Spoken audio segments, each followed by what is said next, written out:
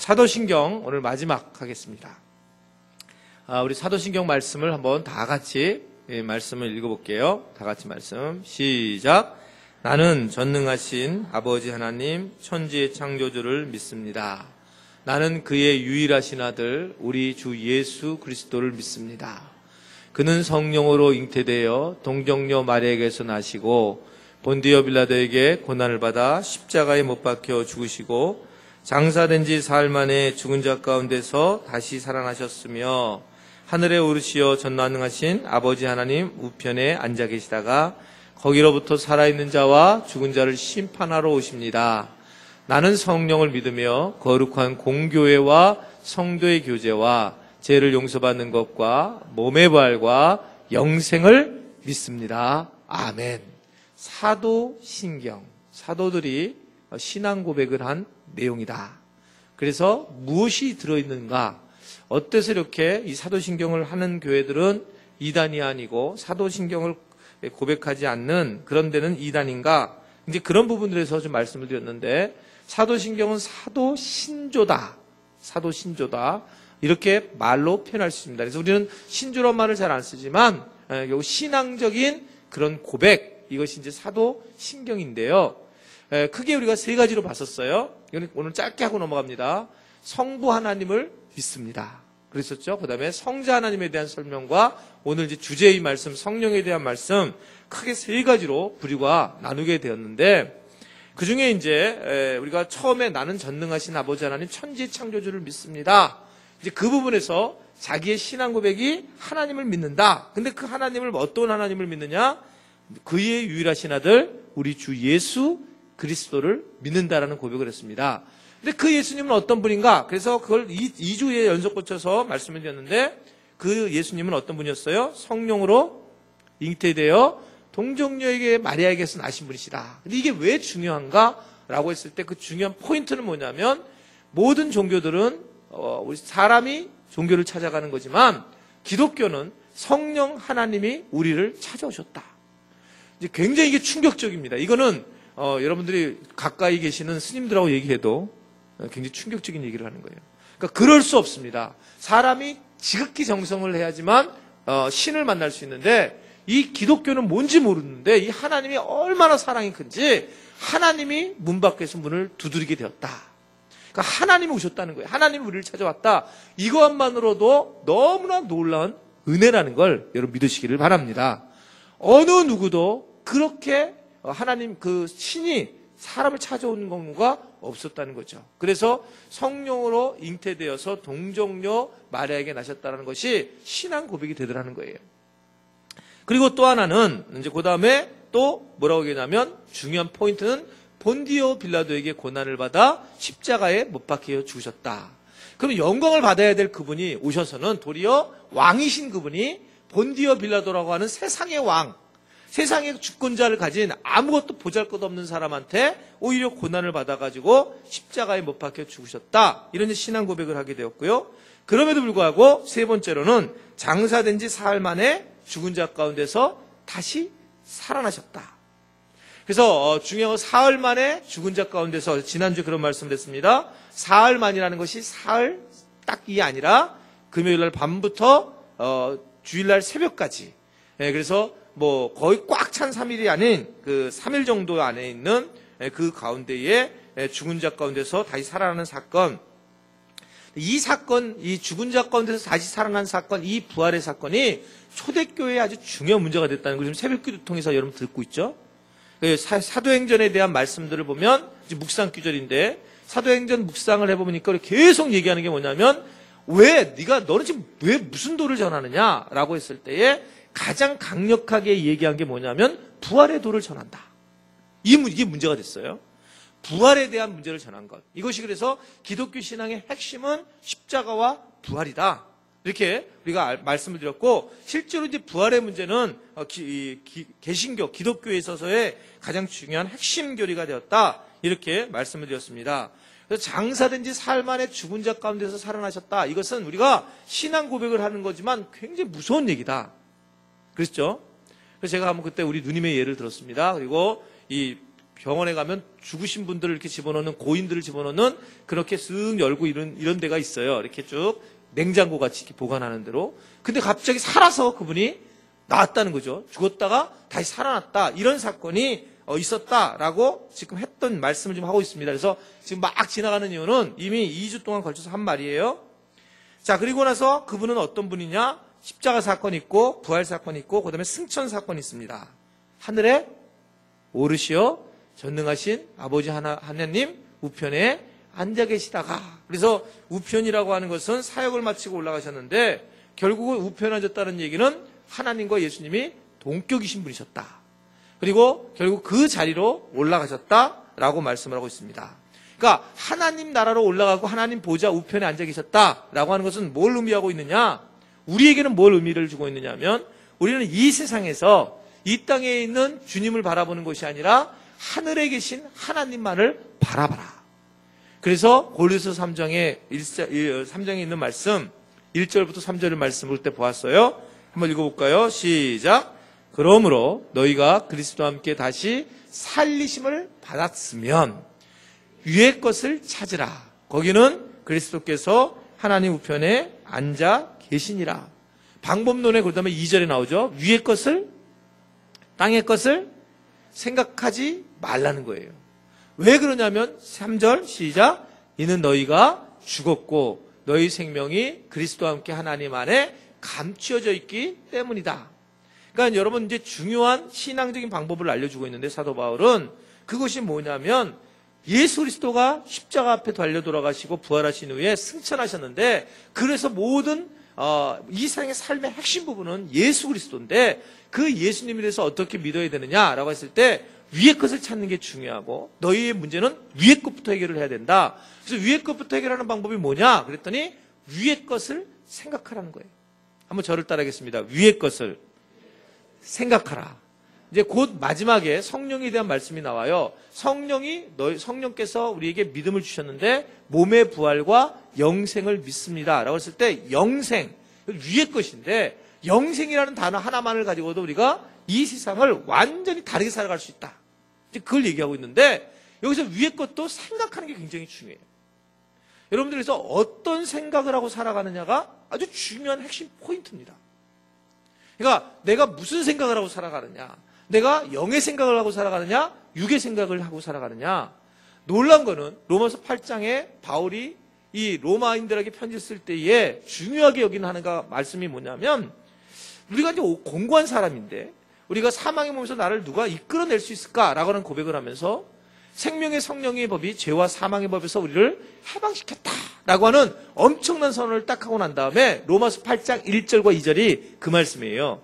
그리고 난 다음에 3절부터 바로 나오는 게 뭐냐면, 이게 되게 중요한 포인트인데, 거기서 뭐라고 하냐면, 육의 생각은 육의 일을 생각하고 영의 생각은 영의 일을 생각하나니 육의 생각은 사망이요 영의 생각은 생명과 평안이니라. 아멘? 그 말씀을 하고 있어요.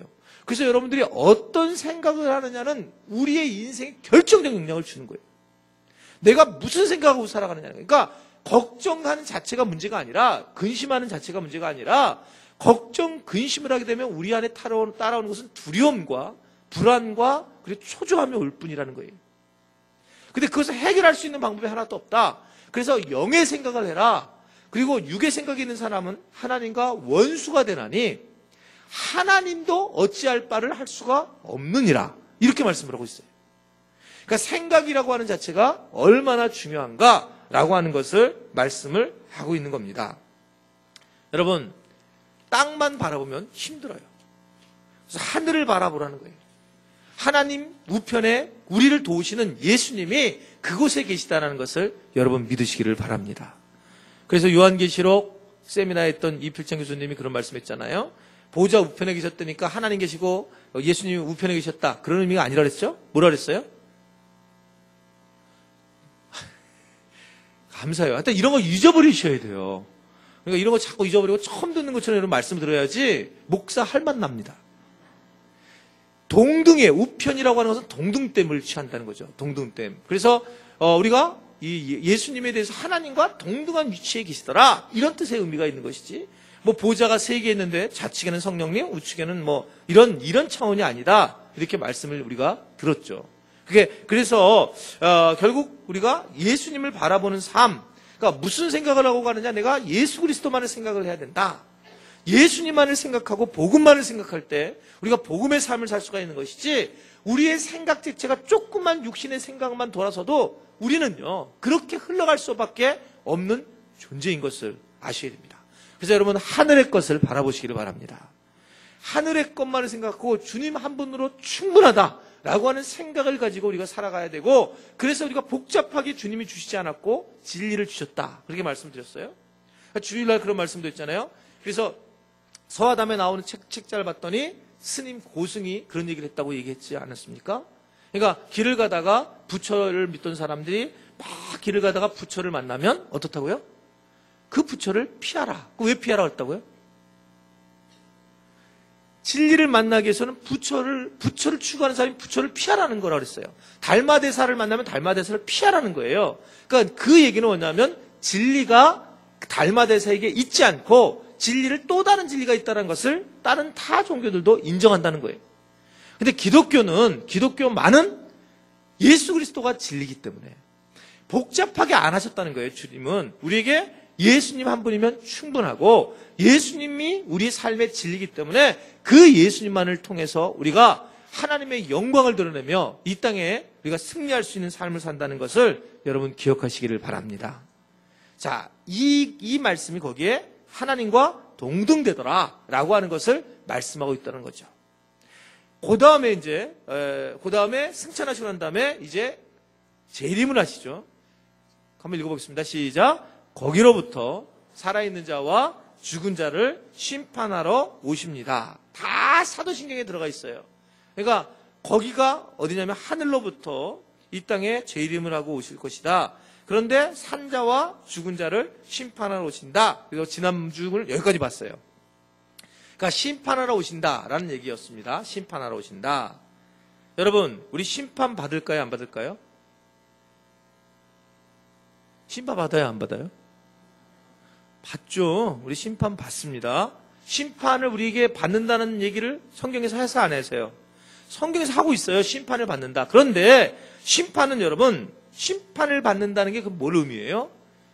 심판이라는 게 꼭 문제를 너 그냥 이쪽으로 좌측 쪽으로 가서 너 지옥에 가라 이쪽으로만 얘기했다는 게 아니죠. 그러니까 심판을 받는 날 우리에겐 반대로 뭐를 받는다는 거예요? 반대로 상을 받는다는 것입니다. 그러니까 무슨 날이 있다는 거예요. 무슨 날이 있던데 그냥 이렇게 쓱 해서 신기루처럼 우리가 없어지는 존재가 아니라, 성경은 분명하게 말씀하시는 것은 하나님을 믿는 것, 하나님이 계신 것, 하나님께서 상 주시는 것, 이걸 믿어라. 이 얘기를 이제 두 가지를 얘기하고 있습니다. 믿음에 대해서 얘기를 하는데, 그래서 히브리서 11장 6절을 보면 아주 중요한 말씀을 해요. 믿음이 없이는 뭐를 기쁘게 하시지 못한다? 하나님을 기쁘게 하시지 못하나니. 자, 하나님께 나아가는 자는 두 가지를 꼭 기억하라는 거예요. 하나님께 나아가는 자는 반드시 뭐가? 그가 계신 것, 또한 그가 자기를 찾는 자에게 상 주시는 이심을 믿어야 할지니라. 아멘? 아멘입니다. 그것에 대해서 두 가지를 얘기를 해요. 그러니까 네가 믿음이 있다면, 믿음이 없이는 하나님을 기쁘게 못하는데, 하나님께 네가 나간다면 두 가지 꼭 기억하라 그랬어요. 뭘? 반드시 그가 계시다. 반드시 계시다는 걸, 이걸 절대로 놓치지 말라는 거예요. 이걸 놓치면 다 끝나는 거니까 반드시 하나님이 계시는구나.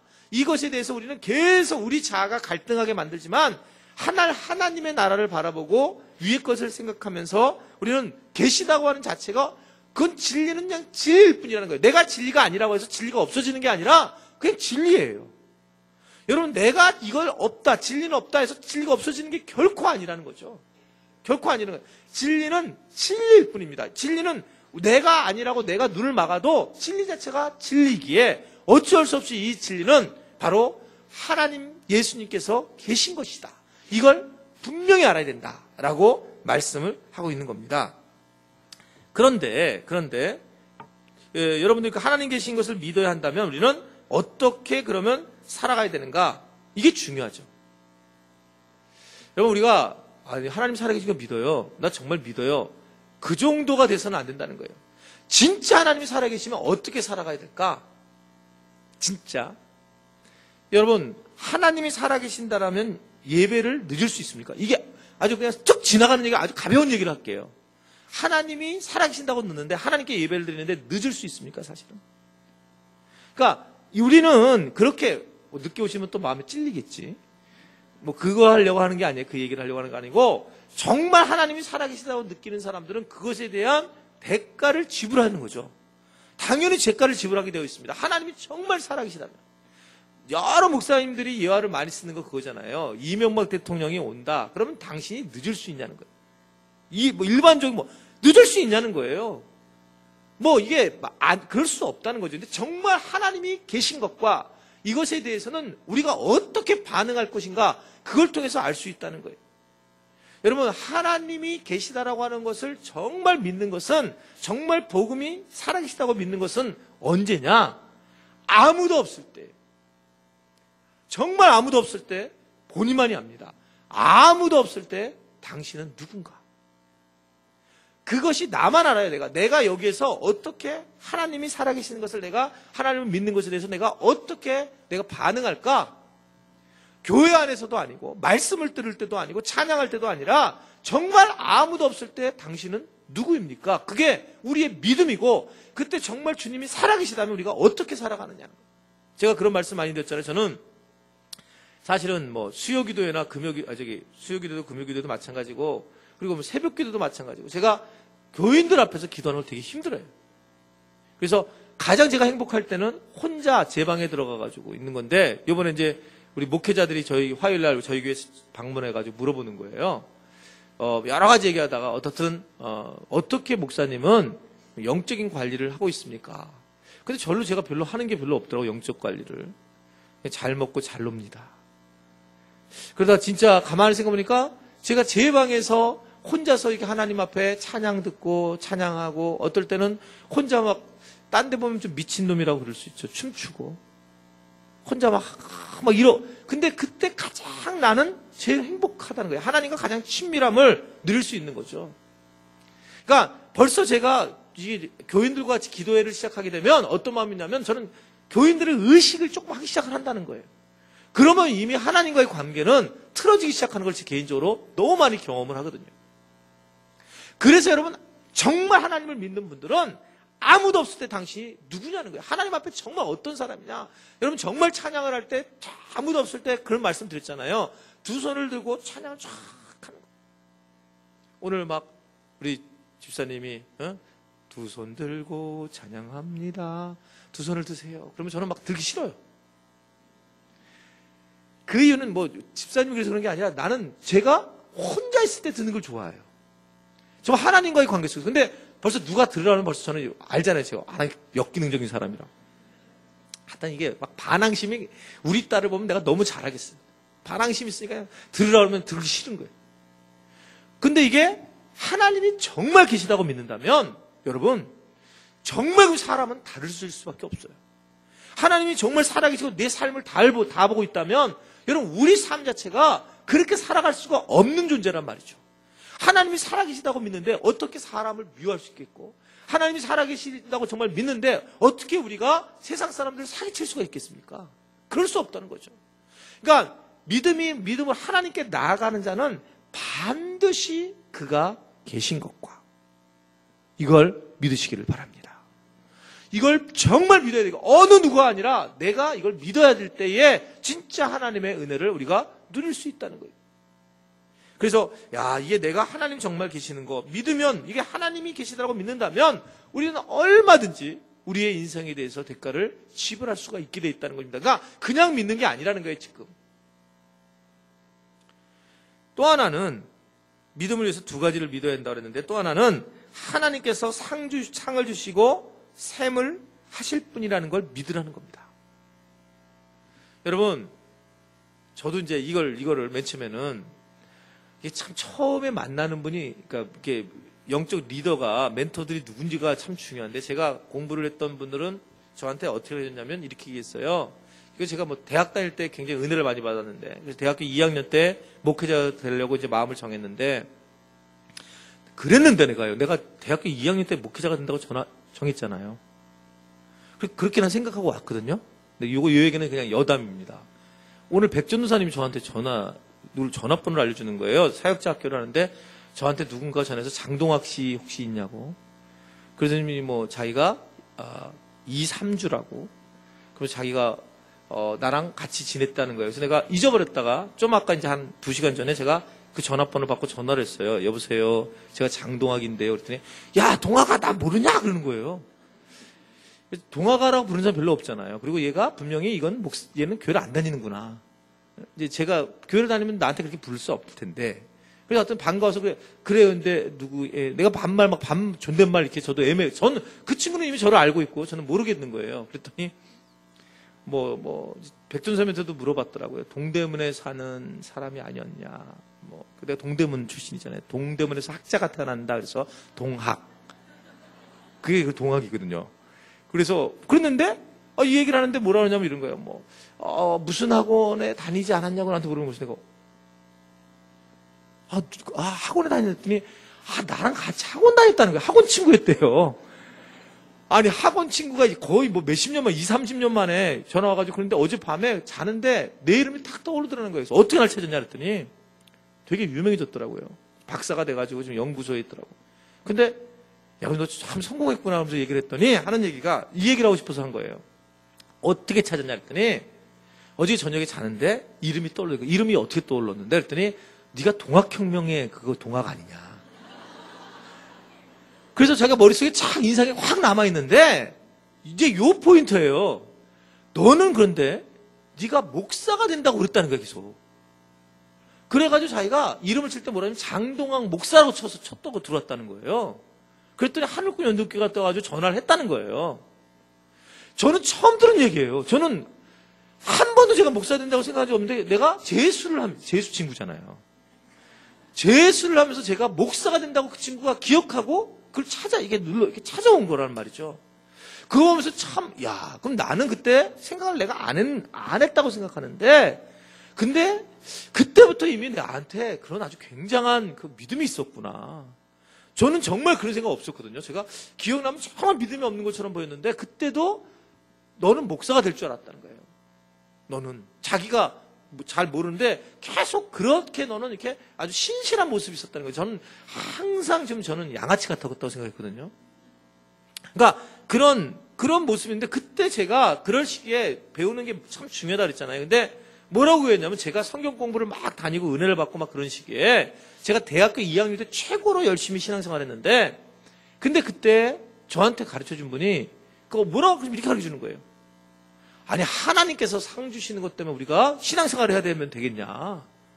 전적 헌신을 해야지 무슨 하나님이 상 주시는 것을 심각하고 하냐 그랬더니 그 말이 맞는 거예요. 무슨 주님이 십자가 앞에서 나를 위해서 돌아가신 것만으로 충분한데 무슨 또 상 받을 것을 또 그냥 그 말이 확 은혜를 받는 거예요. 그래서 제가 성경 공부를 가르치고 고디부터 할 때는 무슨 상이 필요하냐 상 필요 없다고 막 그러고 하고 다녔어요. 여러분 상급을 위해서 여러분 열심히 하라는 얘기를 들어본 분 손 들어보세요. 아무도 없잖아요. 10여 년 동안 제가 한 번도 그런 얘기 한 적이 없어요. 상급 때문에 여러분들 열심히 일하시고 오늘 수요기도에 나온 분들은 하늘나라에 상급이 가득하길 바랍니다. 이런 적이 없다고요, 제가요. 무슨 상급이 뭐가 필요하냐? 그냥 주님 한 분이면 충분하지 이런 생각을 했단 말입니다. 그런데 이번에 왜 사도신경에 이야기를 하면서 왜 이 믿음이 하나님께 나아가는 자는 반드시 그가 계신 것과 또 그가 자기를 찾는 자에게 상 주시는 이심을 믿어야 할지니라 이 말씀이 왜 이렇게 성경에서 강조를 할까? 잠깐 묵상을 했더니 너무 쉬운 얘기가 있어요. 여러분 교회에서 예를 들면 여러분들이 전도를 했는데 상을 줬어요. 근데 교회에서 상을 주는데 아주 좋은 걸 주는 데도 있고 작은 걸 주는데 만약에 상을 갖다가 여러분들한테 무슨 10,000원짜리 대부분 우리는 이제 카페에 커피 10잔짜리 이렇게 상을 줬단 말이에요. 여러분 그 상 때문에 열심히 여러분 일하실 거예요? 일하시지 않겠죠, 여러분. 전도하는데 내가 이번에 10,000원짜리 내가 상품권을 받아야 하리라. 카페에 가서 내가 상품권을 받기 위해서 내가 전도 열심히 해야지 이렇게 하지 않을 거 아니에요. 그런데 여러분들 제가 우리 교회 내년도 할 거예요. 그래서 뭐 지금 이제 마음을 좀 나중에 목회 컨퍼런스 때 말씀을 드리려고 하는데, 자, 그래서 우리가 무슨 상품을 이번에 1등을 해가지고 열심히 이제 전도를 해가 상품을 줬어요. 뭘 줬냐면 이제 카페 커피 10잔 가격을 딱 줬단 말이에요. 제가 주는데 여러분들이 그걸 딱 받으면서 참, 내가 전도 20명인데 이걸 주셨어요? 에휴, 찢어버렸어. 자, 이걸 찢었어요. 상을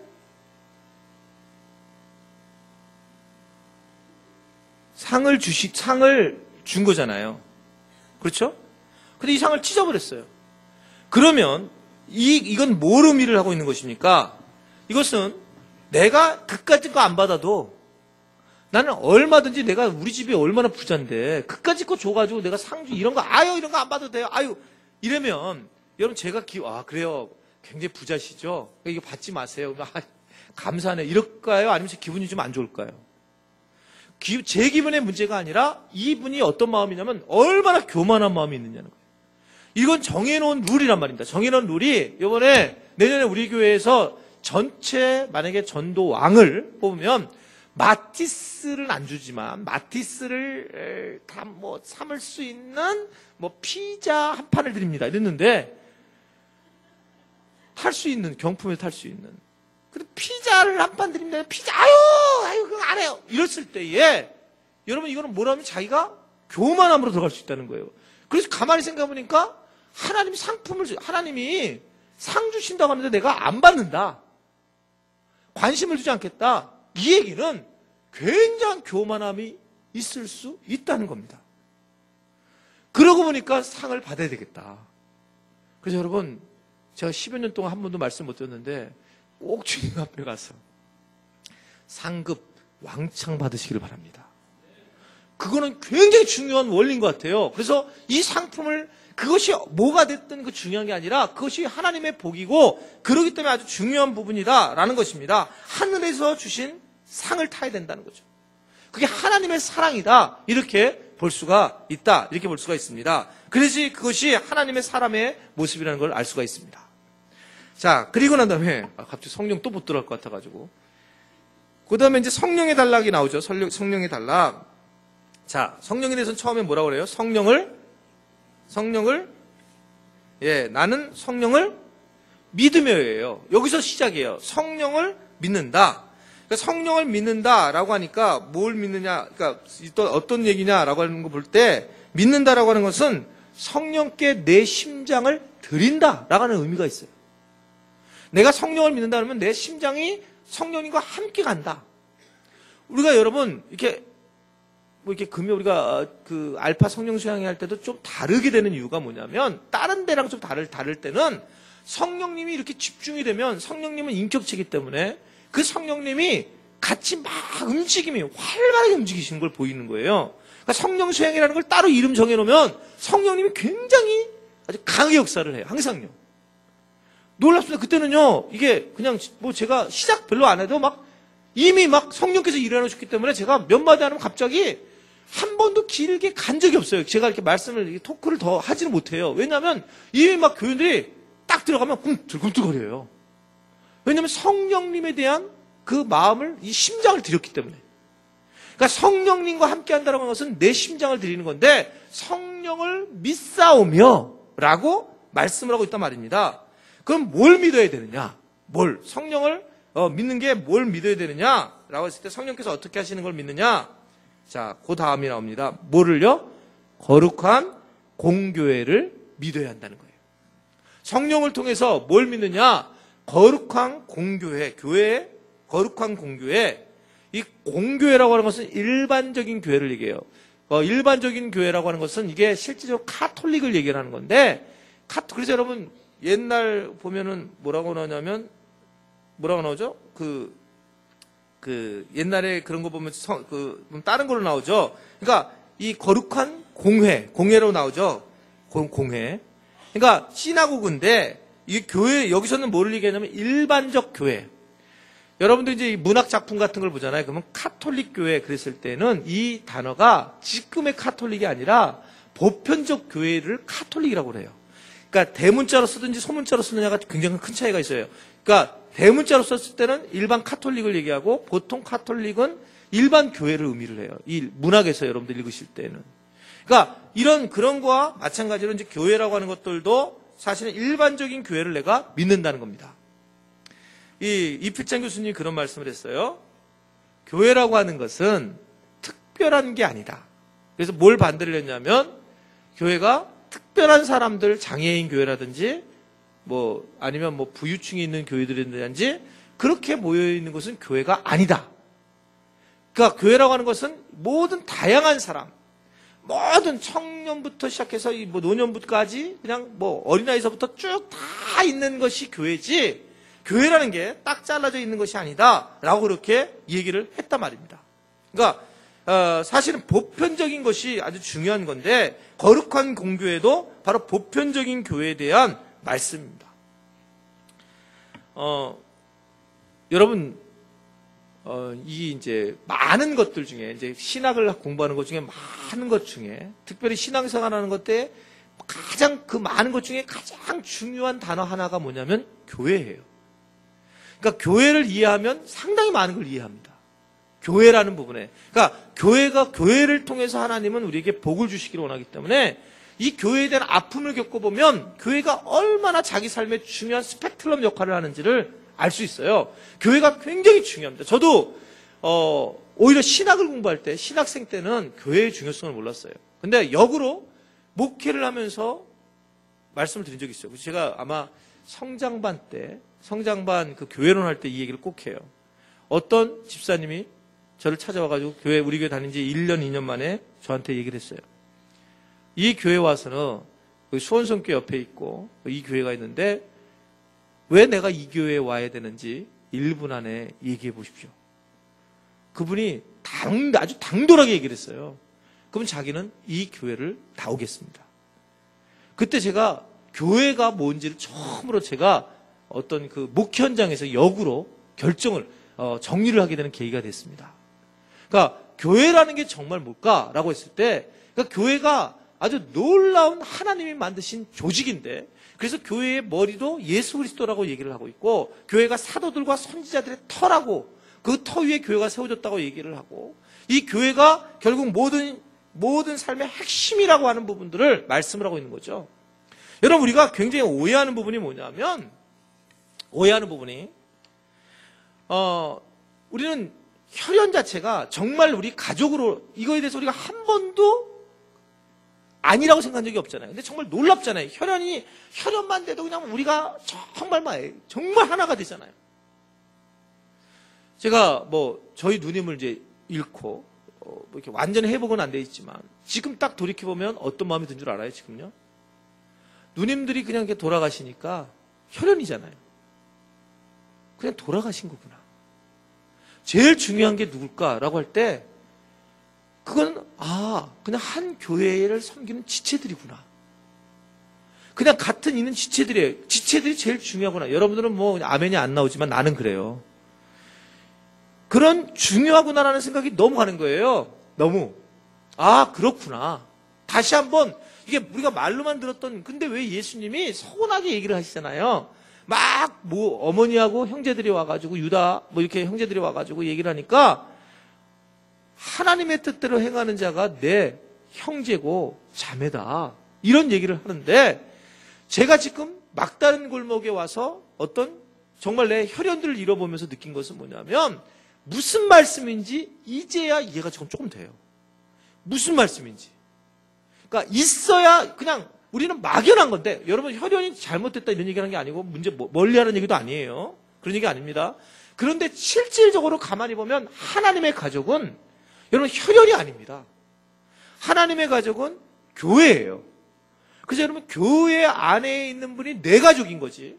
그래서 또 하나님을 섬기는 사람들이 다 한 가족인 것이지, 그것이 아주 중요한 교회의 가치입니다. 가치.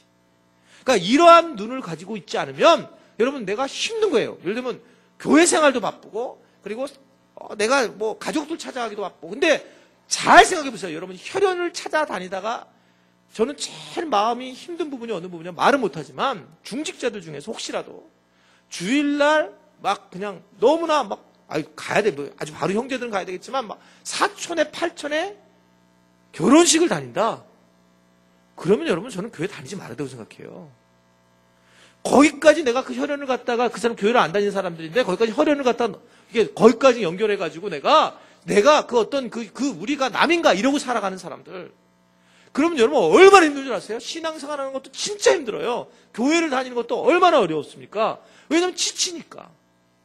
여기서 잘 정리를 하셔야 되는 말입니다. 성경이 뭐라고 얘기하고 있는지 말씀이 하나님의 뜻대로 행하는 자.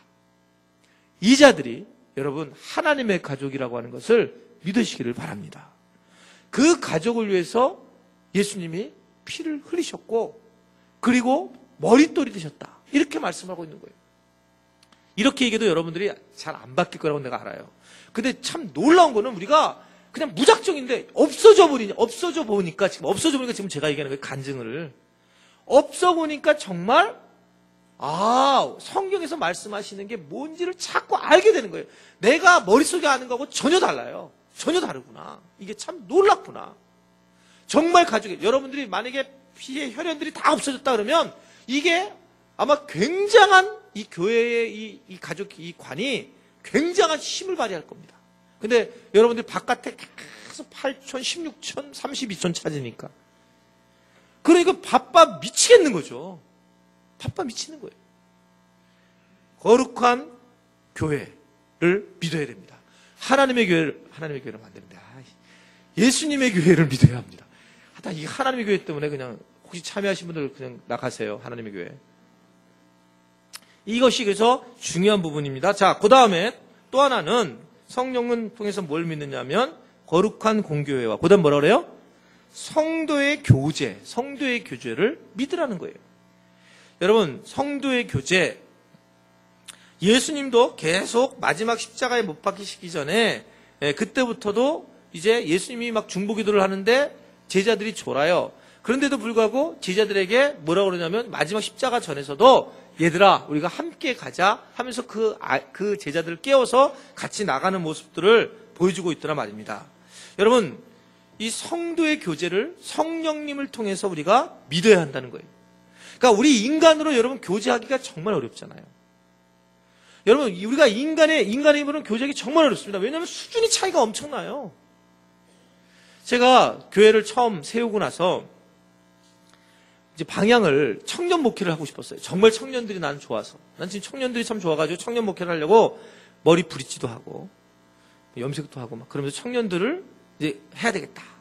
근데 교인들은 자꾸 청년들이 아니라 이제 집사님들이 이렇게 오는 거예요. 나이가 약간 뭐 30대 초반 중반들이. 근데 제가 그때 굉장히 어려웠던 게 뭐냐면 청년들 설교하러 청년들 설교 준비하러 딱 올라갔는데 보니까 청년들 별로 없고 아줌마들이 더 많네.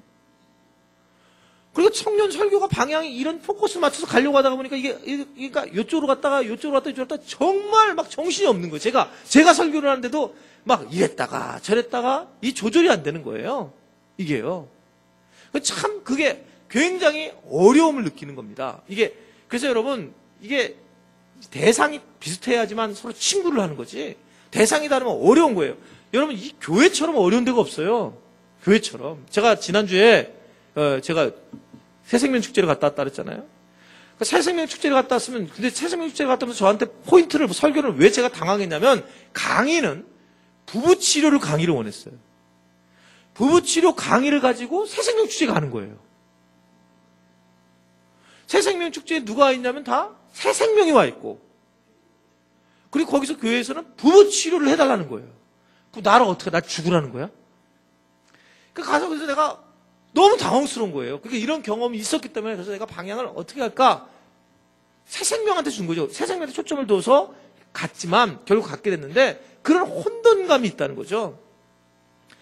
모든 집단들이 제가 대학에서도 많이 가르치고 대학원들도 많이 가르치고 그러는데 여러분 대학교나 대학원생들 가르치면 정말 쉽습니다.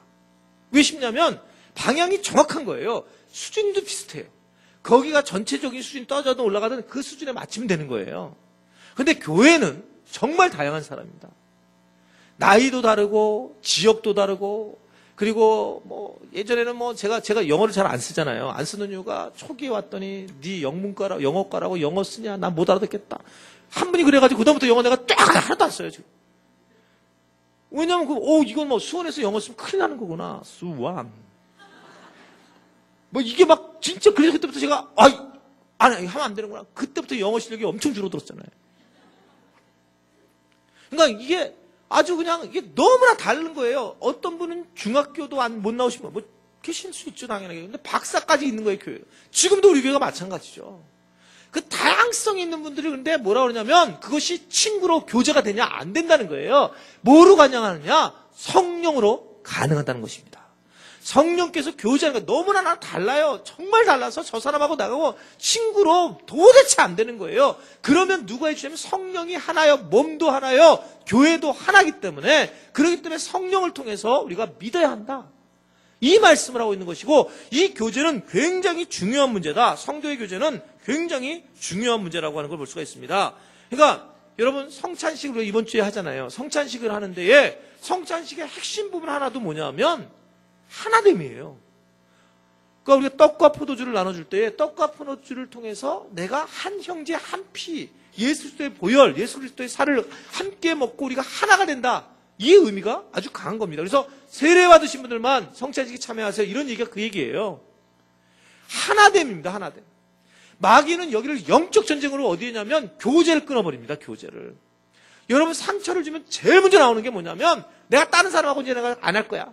그리고 여러분 영적 상처를 받으면 그냥 바로 올라오는 게 뭐냐면 나 교회 안 나오고 내가 이제 조용히 다닐 거야. 이게 아주 자동으로 올라오는 거예요. 자동으로. 누가 가르쳐주지 않았는데도 이게 자동으로 되는 거예요. 영적으로 이게. 내가 숨어버리겠다는 거예요. 그건 뭐냐면 교제를 끊어버리겠다는 거거든요.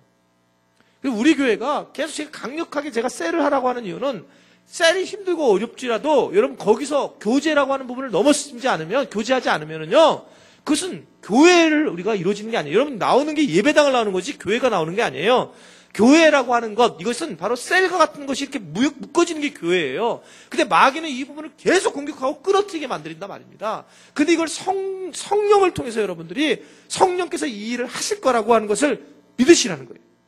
그 신앙 고백을 하는 거예요. 내 힘으로는 아무것도 안 되고 정말 다르잖아요.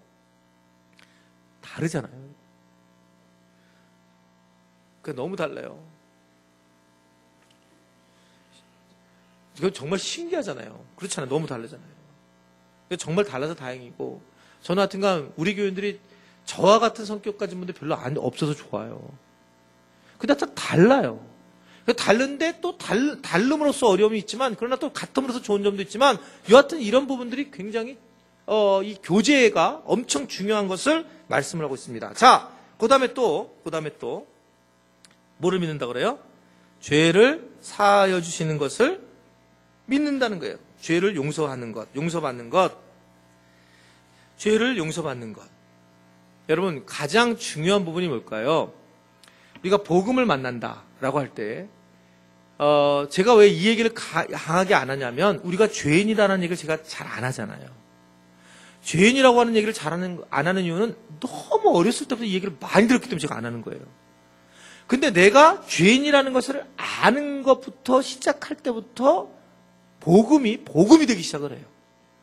복음이라는 굿뉴스는 어떻게 되냐면 내가 죄인 돼서 이 죄의 문제를 해결하지 못한다. 근데 해결해 주신다라고 하는 것이 복음이에요.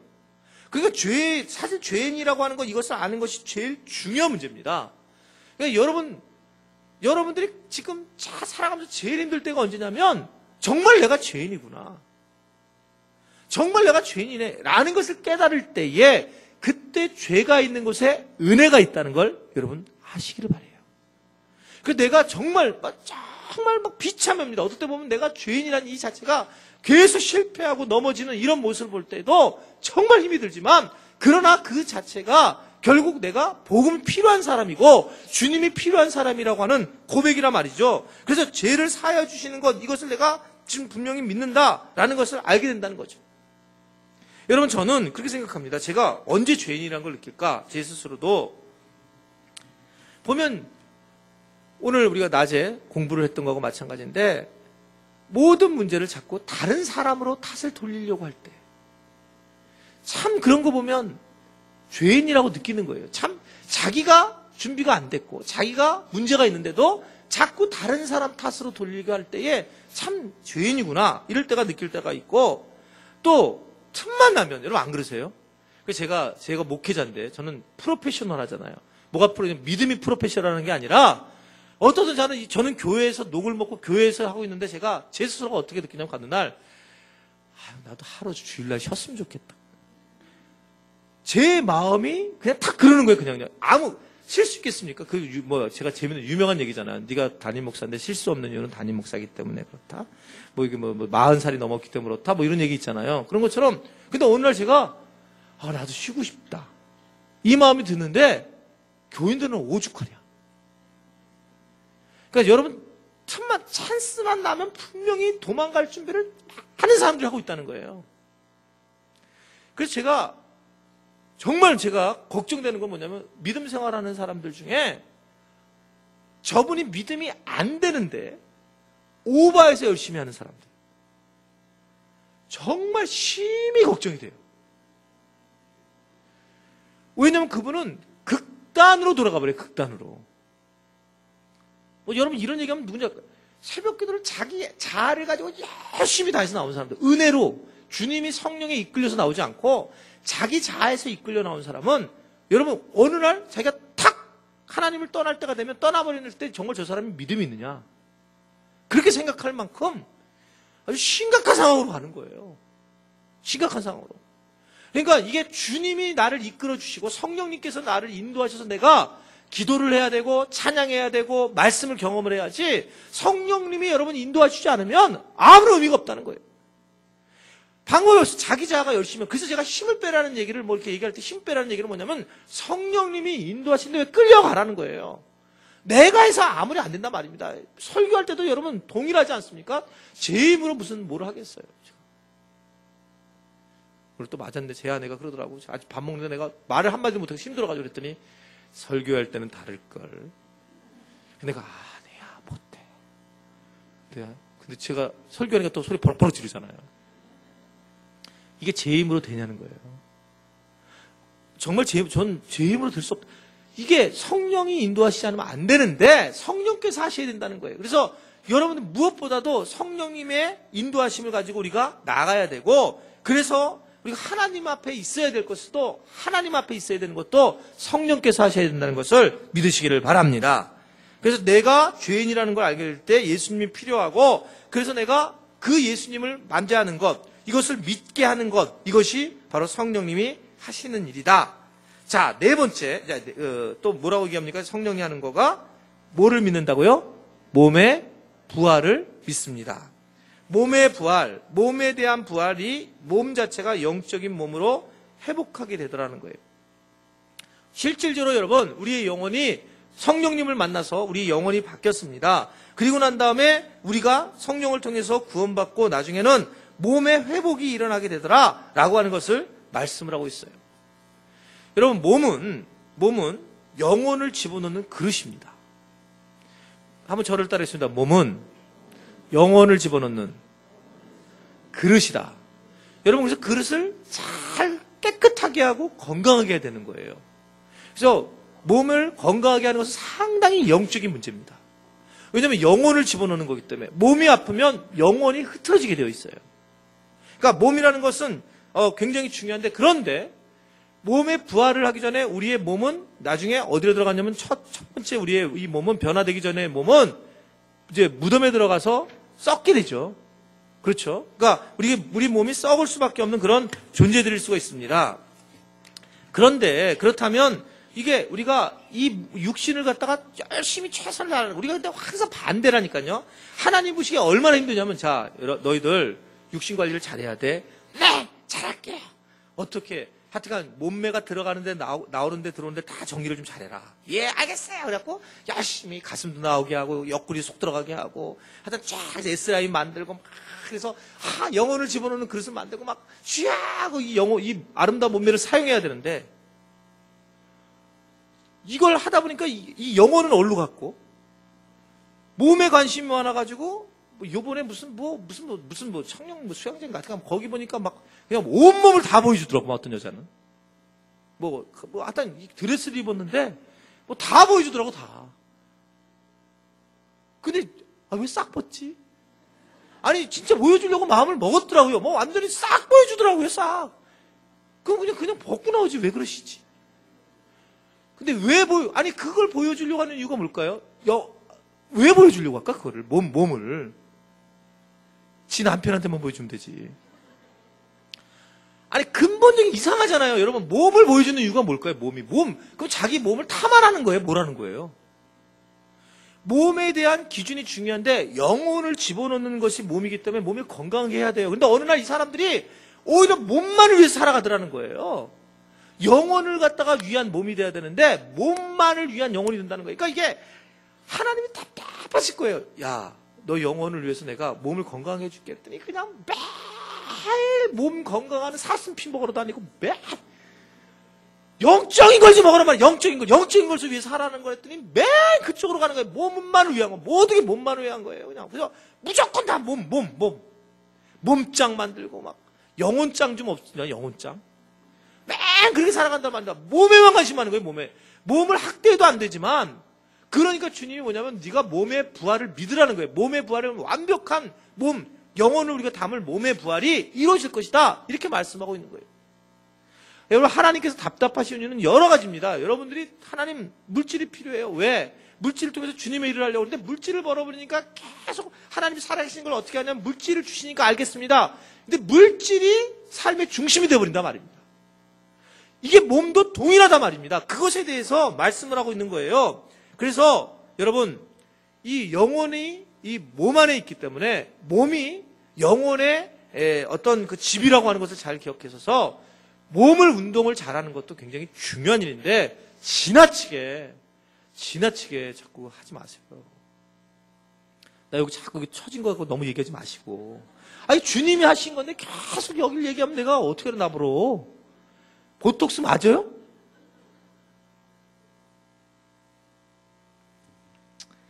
다섯 번째, 마지막. 뭘 믿는다고요? 영생을 믿는다. 영생을 믿는다라는 겁니다. 영생, 결론입니다. 영생의 안경을 쓰고 모든 걸 보라는 거예요. 그러면 모든 것이 해결될 수 있다.